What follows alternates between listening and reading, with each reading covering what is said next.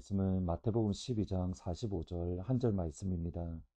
이에 가서 저보다 더 악한 귀신 7을 데리고 들어가서 거하니 그 사람의 나중 형편이 전보다 더욱 심하게 되느니라. 이 악한 세대가 또한 이렇게 되리라. 예수님은 죄를 크게 두 가지로 구분을 합니다. 인자를 모독하는 죄와 성령을 모독하는 죄입니다. 예수님을 모독하는 죄는 용서함을 받을 수 있지만 성령을 모독하는 죄는 용서받지 못한다. 분명하게 선을 그으시고 분명하게 말씀을 합니다. 성령을 모독하는 죄라는 것은 예수님을 통해서 이 땅에 이미 임하신 하나님의 나라를 거절하는 죄입니다. 이것은 단순히 한 번, 두 번 하나님의 나라를 거절하는 성령의 역사를 거절하는 것이 아니라 그의 삶의 방향, 그의 삶의 태도가 성령을 모독하고 하나님의 일하심을, 성령 하나님의 일하심을 거절하고 거부하는 것을 의미합니다.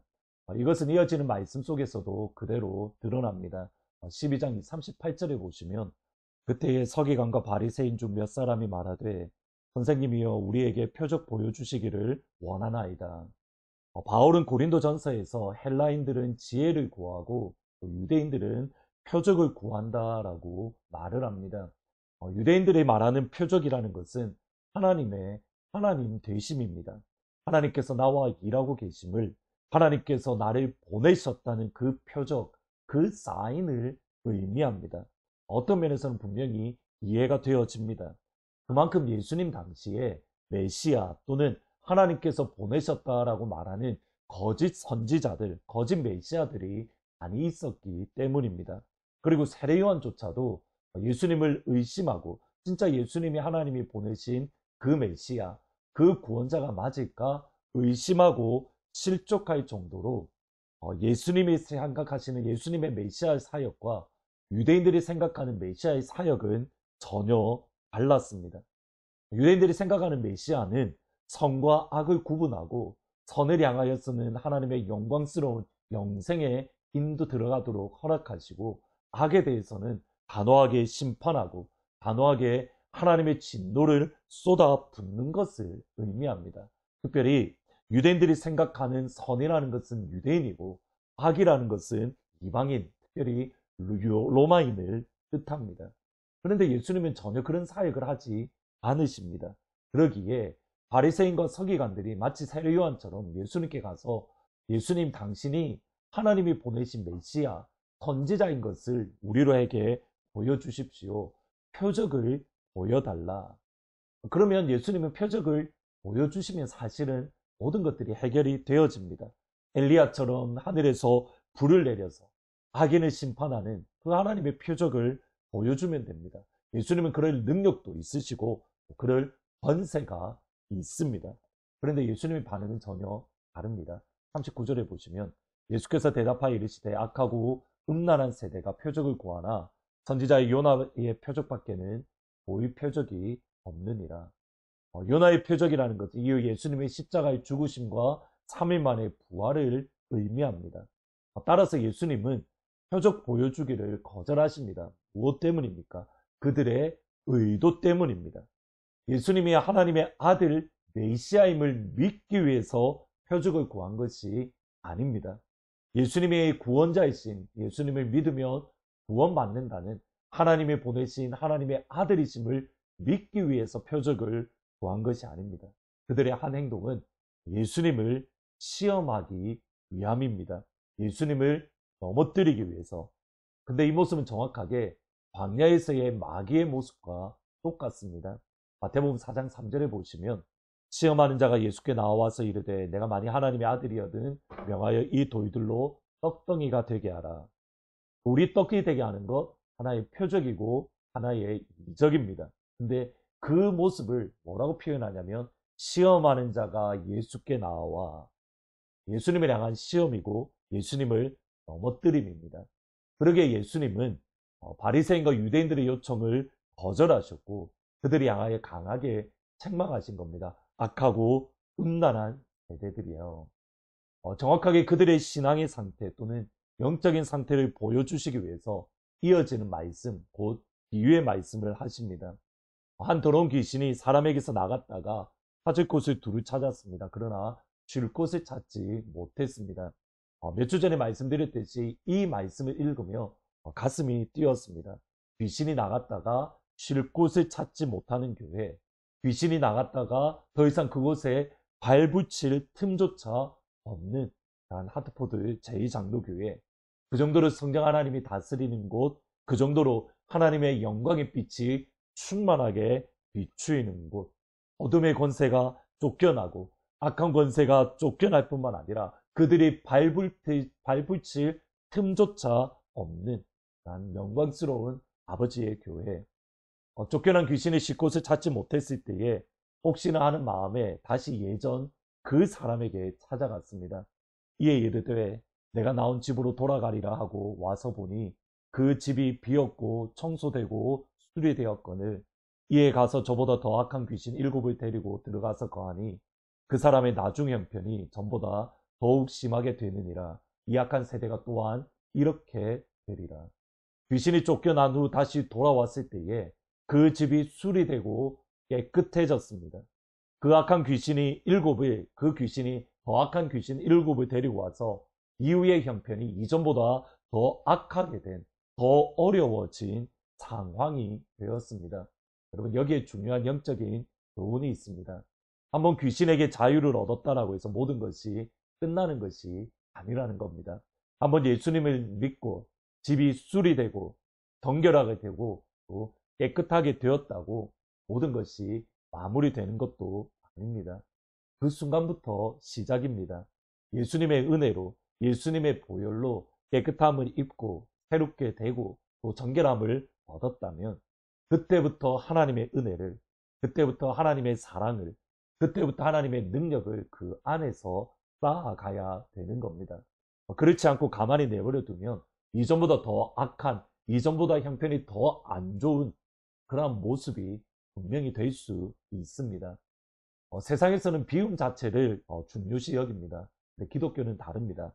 비움도 중요합니다. 근데 비움 자체가 목적이 아닙니다. 나 자신을 내려놓는 것, 그것이 기독교의 큰 목적, 골이 아니라는 겁니다. 내 안에 있는 것을 모두 비운 후에 하나님의 나라의 것들로 충만하게 채워야 합니다.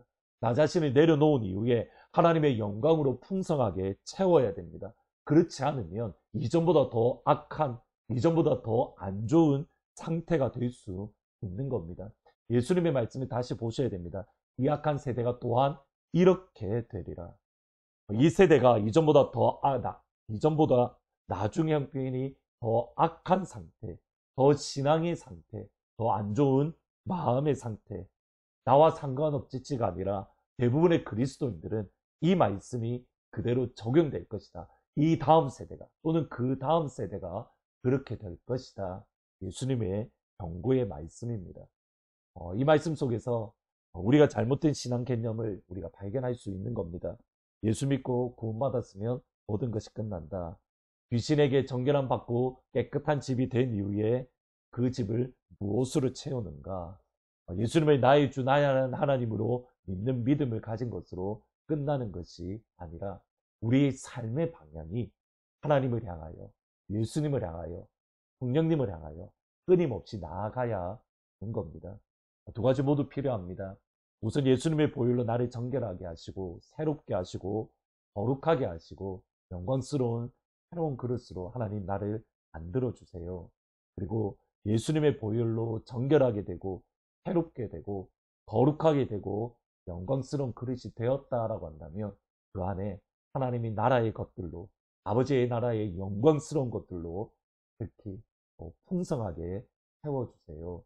더러운 것, 악한 것들이 새로워진 내 안에 들어오지 못하도록 하나님의 나라의 영광의 빛을 나에게 풍성히 비춰주세요. 그러한 오늘 하루가 될 수 있기를 주님의 이름으로 축복합니다. 기도하십니다. 아버지, 예수를 믿고 나서 이후에 우리가 무엇을 어떻게 채우고 있는가 우리 자신을 다시 한번 점검하게 하시고 아버지의 사랑과 아버지의 은혜와 아버지의 영광의 빛으로 더욱더 충만하게 비추어질 수 있도록 또 채워질 수 있도록 하나님 인도하여 주옵소서. 성령의 충만함을 받으라. 그 주의 말씀이 오늘 이 시간 하늘문 모든 가족들에게 이루어질 수 있도록 주님 도와주옵소서. 그래서 우리의 삶의 방향이 하나님의 나라를 위해서 영광스러운 빛의 나라를 향해서 한 걸음씩 한 걸음씩 나아갈 수 있도록 바라는 모든 주의 자녀들을 붙잡아 주옵소서. 예수님의 이름으로 기도합니다. 아멘. 오늘 이 시간 성령으로 충만케 하셔서 우리의 삶의 방향이 하나님의 나라와 하나님의 영광을 위해서 한 걸음씩 한 걸음씩 나아가는 그런 복된 하늘문 가족들이 되시기를 주의 이름으로 축원합니다. 우리 안에 예수로 충만하길 바랍니다. 운명이어도 공허하지 않은 것은 예수 안에 난 만족함이라. 가난하여도 부족하지 않은 것을 예수 안에 오직 나는 부요함이라. 고난 중에도 견뎌낼 수 있는 것은 주의 계획 있기 때문이라. 실패하여도 일어설 수 있는 것은 예수 안에 오직 나는 승리함이라. 난 예수로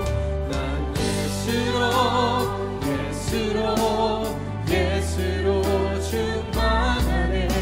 난 예수로 충만하네. 난 예수로 충만하네. 영원한 왕 내 안에 살아계시네.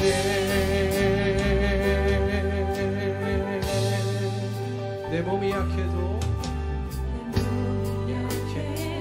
낙심하지 않는 것은 예수 안에 난 완전함이라. 화려한 세상 두렵지 않은 것은 난 예수로 충만함이라. 난 예수로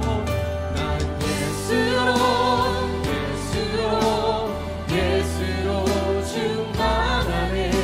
세상 모든 것들도 부럽지 않네. 난 예수로 충만하네. 영원한 왕 내 안에 살아계시네. 난 예수로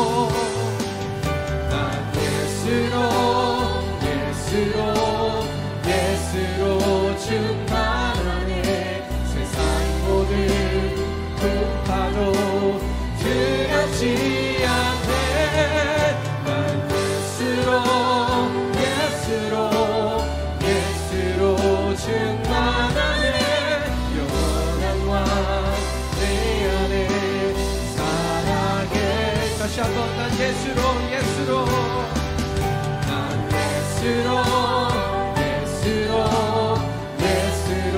충만하네. 세상 모든 것들도 부럽지 않네. 난 예수로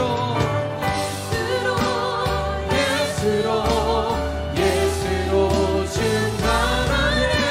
영원한 왕 내 안에